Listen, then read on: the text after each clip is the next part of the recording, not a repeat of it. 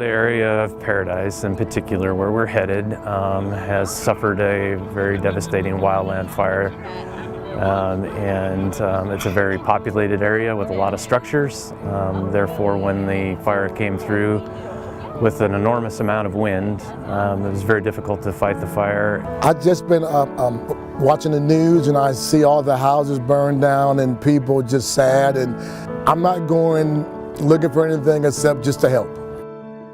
Today we're sending roughly 20 folks and vehicles over to Paradise to help with the restoration on the distribution side. So we're going to try to get back some of those commercial properties and some hospitals and other infrastructure that's important to the community to get that back up and running first. Obviously, I spent an entire career as a firefighter and then coming to APS.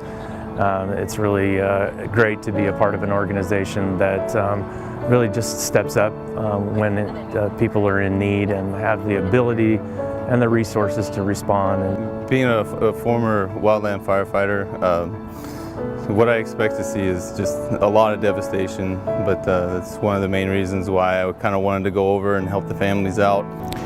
I'm really proud to work for APS because I believe APS is a company that helps the community out as much as they can.